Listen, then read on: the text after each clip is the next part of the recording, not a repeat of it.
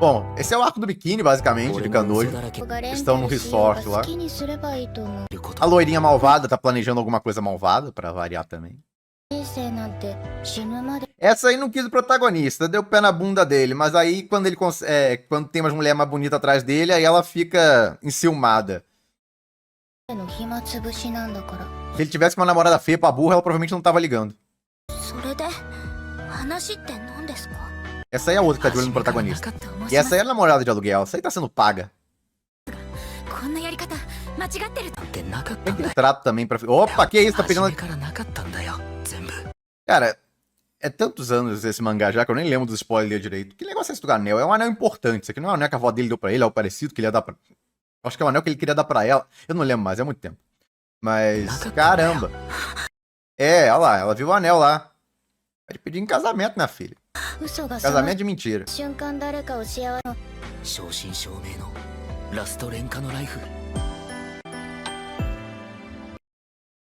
Ok, isso ficou um beijo chamativo. Eu não tenho o que falar da arte desse autor, é muito bonito. Inclusive, essa imagem, alguém pintou ela no mangá na época e fez um estilo anime que ficou mais bonito até que essa cena, inclusive. Que ficou chamativa, ficou. Só que eu acho, tá vendo aqui o braço dela? Eu acho que ela bota a mão na frente. Então, é um beijo que não é beijo. Mas eu não tenho certeza. Tô falando, é muito tempo esse mangá já, eu nem lembro direito do spoiler dele mais. Mas eu acho que ela botou a mão na frente da boca aí.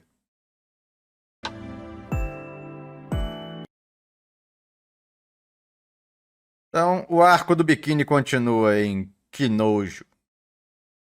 Cara, quinta temporada já, minha nossa senhora. Volta aí na temporada de abril. Quem tá curtindo, continue aí. A maioria, no caso, justifica continuar acompanhando pelas heroínas principais. Até essa aqui, essa maluca. Meu Deus do céu. Essa garota é muito doida. Vocês já viram os vídeos spoiler lá do mangá, né, que eu fiz aqui no canal. Se não viram, dê uma olhada depois, vocês vão entender o quão maluca ela é. Mas o protagonista também é meio doido, vamos convir. Normal ele não é. Nem de perto. Essa aqui é a notícia principal.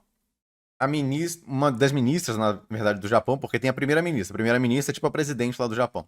Essa aqui é uma das ministras dela, a Kimi Onda, ganhou uma forte aprovação nas redes sociais nos últimos meses após revelar ser um otaku e ter um forte posicionamento contra a censura e a influência internacional na criação das obras. Desde o final do ano passado, Kimi vem viralizando com vários discursos onde deixa claro sua paixão pela cultura otaku e como isso fez parte de sua vida profissional. A ministra já declarou publicamente preferir ter relações com personagens 2D ao invés de relacionamentos reais. É meio doideira, mas tudo bem. Além de ser revelado já ter trabalhado na desenvolvedora de jogos Otome Honey-Bee. Além de ter participado da Comic-Con, o maior evento otaku do mundo, que é ela. Entretanto, o que fez Kim se tornar símbolo otaku nos últimos tempos tem sido seus discursos a favor da liberdade criativa dos autores e o afastamento das influências internacionais nas obras. Eu tinha falado ali em cima, basicamente. Mas ela fez um discurso recente, foi há uns 2 dias, basicamente, parece que foi no Senado, alguma coisa assim, lá do Japão, aonde ela estava falando exatamente isso, que não podem deixar a censura chegar lá no Japão e tem que manter a liberdade criativa dos autores. E não dá pra misturar a ficção com o mundo real. Querer impor coisas no mundo real dentro da ficção, que é o que muita gente quer. Lá no Japão. Alguns pessoal, porque tem o partido dela e tem um partido, no caso, tem outros partidos, na verdade. Mas tem um outro partido, especificamente, que quer impor várias regras, por assim dizer, que é basicamente para limitar a liberdade criativa. Então, junto de Ken, né, o autor de Love Hina e tal, Kim se juntou à estratégia Cool Japan, um programa que busca impulsionar a cultura otaku para fora do Japão. Em seus comentários, que me diz que o Cujapa não se trata apenas de volume de exportação e impacto econômico, porque isso está afetando bastante positivamente até, porque o Japão está cada vez mais crescendo nesse setor de animes, mangás, está dando cada vez mais dinheiro para eles. E eles têm que notar que o que dá dinheiro é exatamente eles conseguirem fazer obras bem diferentes do que o público, do que a pessoa dos Estados Unidos, Europa, etc. faz, já que lá as obras não têm essa liberdade toda que eles têm. Então, essa liberdade para eles terem as ideias, tá, por mais malucas que o sejam, que também impulsiona as coisas lá. No caso, cria coisas diferentes e faz eles venderem bem. Então, eles aparentemente viram isso. E se eles começarem a fazer as coisas iguais o pessoal nos Estados Unidos, outros países aí do mundo fazem, eles vão basicamente perder vendas igual o pessoal perdeu também fora de lá. Então, aparentemente, eles estão enxergando isso. já que animes, mangás e jogos têm sido a principal razão para as pessoas aprenderem japonês, se mostrando assim uma ferramenta poderosa para que as pessoas possam compreender a cultura japonesa e suas formas de pensar. Sim, muita gente acaba se animando a aprender japonês por causa de anime, mangá, etc. Você tem acesso a muito mais quantidade em termos de conteúdo. A ministra defende que é absolutamente importante não existir interferência estrangeira nas criações nacionais e afirma que a ficção não deve ser regulamentada como no mundo real. Exatamente esse o ponto. Essa é que é a grande briga. Esse posicionamento de Kim é uma reflexão das tentativas de ministros japoneses de responsabilizar animes e mangás por problemas sociais, como a falta de interesse dos jovens em relações humanas e escândalos envolvendo menores de idade. Tanto que teve até um artigo sobre isso, mostrando que, por mais que tenha uns casos desses de vez em quando no Japão, mostrou que a quantidade de casos envolvendo menores lá é muito menor do que no resto do mundo. Comparar, por exemplo, taxas da Europa, Estados Unidos, etc., os casos lá têm uma quantidade muito menor de casos. Então, como é que você vai culpar, basicamente, anime, mangá por isso, se a quantidade de casos lá é menor que o resto do mundo, entendeu? Em teoria, deveria ser muito maior, já que o caso está influenciando.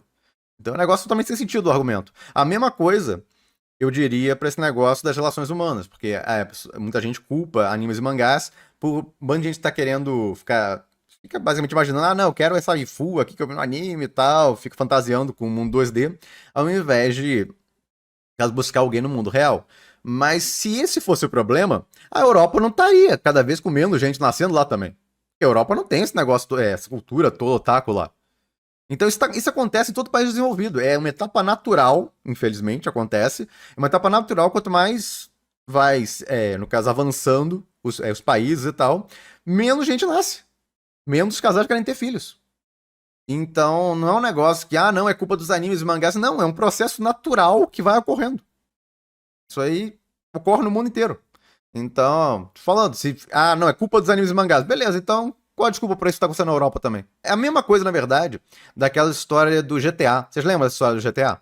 Ficou famoso anos atrás. Onde tava culpando jogos pela violência. O pessoal culpado dizia que, não, se você joga GTA, você vai virar um criminoso, vai te influenciar pra violência e tal. Então, basicamente isso, você joga GTA e, tipo, basicamente você é um gangster no GTA, um bandido. Então você faz as coisas lá, assalta as coisas, então isso vai se influenciar, você vai virar um bandido no mundo real também. Cara, não, as pessoas, tirando pessoas que têm problemas mentais, a maioria das pessoas tem consciência, separa as coisas, no caso da ficção lá, de um joguinho da vida real, pô. Então, é ridículo esse tipo de comparação. Uma época queriam acabar com o jogo. Não pode ter jogo violento porque influencia as crianças. Pelo amor de Deus. Ridículo. E aí provaram por todo um estudo lá que não tem nada disso. Então aqui é a mesma coisa, basicamente. O mesmo ponto. De acordo com a ministra, é importante existir uma separação clara entre fantasia artística e responsabilidade legal. Exatamente o que eu estou falando. E que as soluções devem ser feitas no mundo real, não no mundo 2D. Perfeito. Certinho o que ela falou. Ao invés de estar se preocupando em resolver os problemas do mundo real, estão querendo encher o saco do mundo da ficção, querendo limitar os atores e tal, quando os dados mostram que não tem nada a ver com as obras de ficção, no caso das coisas do mundo real que acontecem. Acontecia desgraça pra caramba, tipo, muitos e muitos anos atrás, as coisas foram melhorando em tese com o tempo. Mas, meu Deus, Idade Média, aquela coisa horrorosa. E tinha aí essas obras de ficção, a maioria nem lia na Idade Média. Então, não tinha essa obra de ficção pra influenciar ninguém. Então é coisa do ser humano mesmo. O ser humano é problemático. Não precisa de obra de ficção pra ele ser problemático, não. Então, o ponto é que não faz sentido nenhum esse negócio de ficar atacando a culpa ou querer botar um bando de regrinhas do que pode ou não pode, no caso, no mundo da ficção. Ao invés disso, esse pessoal tem que gastar tempo tentando resolver do mundo real. O problema do mundo real que a gente tem todo dia. Kimi Onoda marcará mais uma vitória para sua carreira, já que o partido ao qual faz parte conseguiu uma vitória histórica através do nome da primeira-ministra, que é tipo a presidente lá do Japão atualmente. Essa Sanae, que está muito popular lá no Japão. Então, interessante, o partido dela é bem a favor de não censurarem nada, tal, a liberdade criativa dos autores. E tá ganhando cada vez mais força lá no Japão. Dessa forma, a expectativa é que a influência do Partido Conservador Japonês aumente ainda mais, abrindo espaço para que Kimi possa ter mais força nas decisões relacionadas à cultura japonesa e à forma como ela deve ser encarada. Bacana. Dungeon Ideai ganhou aí um anúncio. Um trailer todo dramático.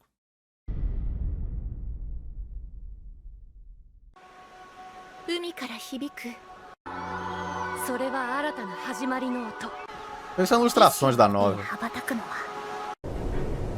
A trilha sonora é boa, hein? A trilha sonora desse anime é muito boa.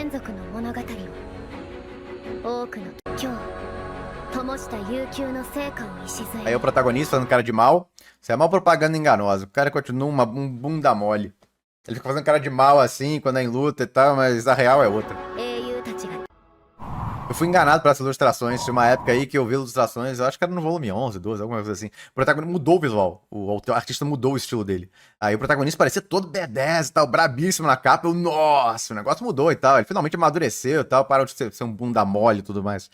Aí eu fui ver o diabo do volume na minha até anime voltar a ler, eu fui ler, que bosta é essa? Eu fui enganado por essa capa. No anime também, então, cara, que raiva. Eu não vou ser mais enganado, não. Bota esse olhinho vermelho, então, olha lá, ele tá a cara toda séria, pura enganação. Olha lá. Até a fala dele. Eu vou para o inferno e tal. Aham, vai sim. Que a ilustração ficou bonita, ficou. Isso aí não dá pra negar. Bom, tá anunciado aí a 6ª temporada. Está em produção. Não tem mais detalhes. Em algum momento sai, basicamente.